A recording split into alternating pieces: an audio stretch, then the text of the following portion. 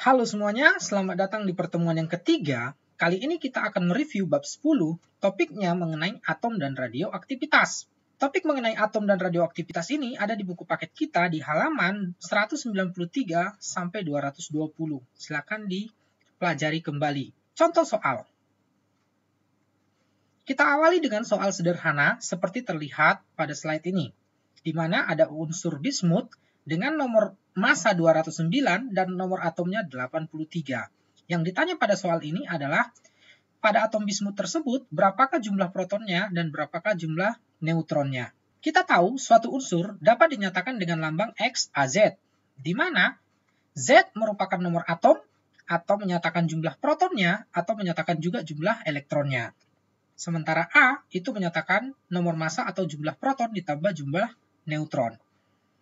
Nah, jadi pada soal ini, unsur bismut tersebut akan memiliki jumlah proton 83. Dan jumlah neutronnya adalah A dikurang Z, yaitu 209 dikurang 83, sebesar 126. Jadi jawaban pada soal ini adalah yang A. Nah, contoh soal, perhatikan grafik pada soal di slide ini.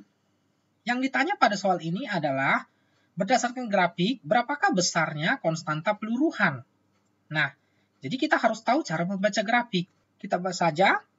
Yang diketahui pada soal ini, angka 10 menit itu adalah menyatakan waktu paruhnya berdasarkan grafik tersebut. Kemudian yang ditanya pada soal ini adalah berapakah lambdanya atau konstanta peluruhannya. Kita bisa gunakan persamaan konstanta peluruhan atau lambda yang nilainya 0,693 dibagi waktu paruh. Kita lakukan saja perhitungan, kita masukkan tuh waktu paruhnya ke dalam persamaan tersebut. Maka kita nanti akan dapatkan nilainya, lambdanya sebesar 0,0693 per menit. Jadi jawaban soal ini adalah yang A. Contoh soal, kamu bisa lihat soal ini, suatu zat radioaktif mempunyai waktu paruh sebesar 8 tahun. Suatu saat, 7/8 bagiannya telah meluruh katanya. Yang ditanya adalah berapakah lamanya proses peluruhan ini, gitu. Nah, yang diketahui pada soal ini adalah waktu paruhnya sebesar 8 tahun dan jumlah partikel yang tersisa itu jumlah partikel semula N0 dikurangi 7/8 N0. 7/8 N0 itu adalah partikel yang telah meluruh, sehingga dapatnya 1/8 N0. Yang ditanya adalah lamanya peluruhan. Kita gunakan saja persamaan ini. N sama dengan N0 dikali setengah pangkat T per T paruh. Kita lakukan perhitungan dengan memasukkan data yang telah diketahui ke persamaan ini. Nantinya kita akan dapatkan waktu lamanya peluruhan ini adalah selama 24 tahun. Jadi jawabannya adalah yang C. Contoh soal. Nah, perhatikan pada slide ini ada 4 unsur PQRS, di mana waktu paruhnya dapat terlihat pada tabel itu. Yang P itu 1 tahun, Q 2 hari, R itu 3 sekon, dan S-nya 1 jam. Nah, yang ditanya adalah urutan aktivitas unsur tersebut dari yang paling kuat aktivitasnya ke yang paling lemah. Nah, terlihat di situ yang memiliki waktu paruh paling kecil, itulah yang aktivitasnya paling kuat. Dan yang paling lama waktu paruhnya itulah yang aktivitasnya paling sedikit. Jadi jawabannya adalah yang E. Contoh soal. Perhatikan pada slide ini.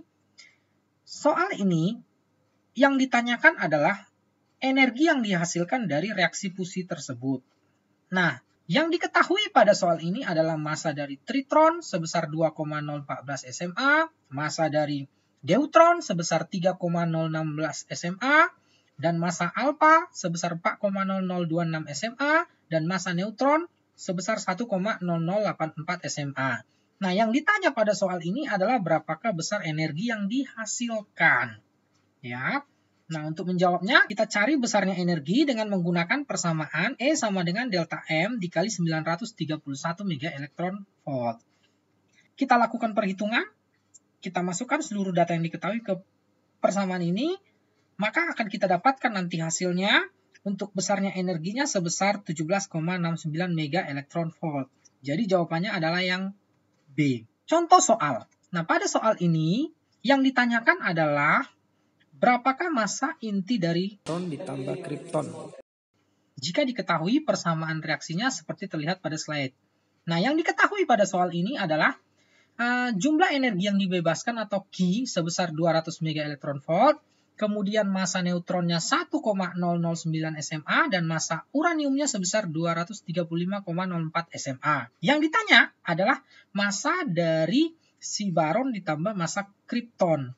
Nah, kita gunakan saja prinsip bahwa berlaku hukum kekekalan massa pada reaksi ini, seperti terlihat pada slide itu. Nah, jadi kita lakukan perhitungan, kita hitung dengan menggunakan data yang diketahui di soal, maka nanti kita akan dapatkan nilai dari massa baron ditambah kripton adalah 234,83 SMA. Perhatikan soal di slide berikut.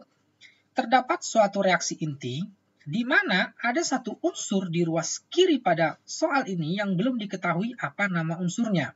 Nah, itu yang ditanya pada soal ini. Jadi, untuk menjawabnya kita ingat saja bahwa pada suatu reaksi kimia, ya, berlaku hukum kekekalan nomor massa dan hukum kekekalan nomor atom. Jadi, kalau kita samakan nomor massa total di ruas kiri dengan ruas kanan, dan juga nomor atom di ruas kiri dan nomor ruas kanan, maka yang cocok untuk mengisi nilai X adalah si proton. Nah, silakan coba diperhatikan baik-baik dan dicoba dilakukan perhitungan ya. Jadi jawabannya adalah yang B. Contoh soal. Nah, pada soal ini yang diminta adalah berapakah defek massa dari atom oksigen. Nah, yang diketahui terlihat jelas di soal itu adalah massa dari inti atom oksigen sebesar 15,995 SMA dan juga massa hidrogen sebesar 1,008 SMA, lalu massa neutron sebesar 1,0089 SMA. Yang ditanya adalah delta M atau defek massa. Nah, kita gunakan persamaan defek massa, yaitu delta M sama dengan jumlah proton dikali massa proton ditambah A kurang Z. A kurang Z itu adalah jumlah neutron dikali massa neutron dikurangi dengan massa inti atom oksigennya. Nah, kita masukkan saja data-data yang diketahui dari soal ini ke dalam persamaan. Lalu kita lakukan perhitungan, nantinya kita akan dapatkan nilai defek massa sebesar 0,141 SMA. Contoh soal. Nah, pada soal ini ada grafik, di mana grafik hubungan antara jumlah partikel dalam arah sumbu Y dan waktu dalam arah sumbu X. Nah, yang ditanya adalah berapakah waktu yang diperlukan untuk membuat unsur yang awalnya 16 partikel menjadi tinggal 2 partikel. Nah, berarti pada soal ini data yang diketahui adalah T-nya sebesar 10 hari. Karena dari 16 ke 8 itu membutuhkan waktu 10 hari. Kemudian jumlah partikel semula adalah 16 dan N sebesar 1 mol. Nah, yang ditanya adalah berapakah lamanya peluruhan. Gunakan saja rumus ini. N sama dengan N0 dikali setengah pangkat T per T paru. Kita masukkan data yang diketahui pada soal ini. Kemudian kita lakukan perhitungan, maka kita akan dapatkan nilai T sebesar 40 hari. Jadi jawabannya adalah yang D. Contoh soal. Nah, pada soal berikut itu juga masih tentang grafik. Ya, dari grafik itu kita bisa tahu ya bahwa jumlah partikel semula itu sebesar 128 gram, jumlah partikel yang tersisa sebesar 4 gram, di mana lamanya peluruhan sebesar 2,5 jam. Nah, yang ditanya pada soal ini adalah waktu parunya. Nah, jadi kita gunakan saja persamaan N sisa sama dengan setengah pangkat T per T paru dikali N semula. Kita masukkan data yang diketahui dari grafik tersebut ke persamaan, kita lakukan perhitungan, maka kita akan dapatkan waktu parunya sebesar 0,5 jam. Jadi jawabannya yang B. Contoh soal. Nah, pada soal ini yang ditanyakan adalah energi dari sebuah partikel yang massa diamnya 5,5 kali 10 pangkat min 27 kg. Nah, jadi dinyatakan dalam satuan SI mintanya. Diketahui massa diamnya 5,5 kali 10 pangkat min 27 kg. Kemudian C-nya konstantanya itu 3 kali 10 pangkat 8 meter per sekon. Nah, yang ditanya adalah energi diamnya. Kita gunakan saja persamaan energi diam sama dengan M0 kali C kuadrat. Nah, kita hitung saja. Kita masukkan tuh massa M0-nya dan C-nya. Kita dapatkan nanti hasil energi diamnya adalah 4,95 kali 10 pangkat min 10 Joule. Jadi jawabannya yang B. Demikian pertemuan kita kali ini. Terima kasih.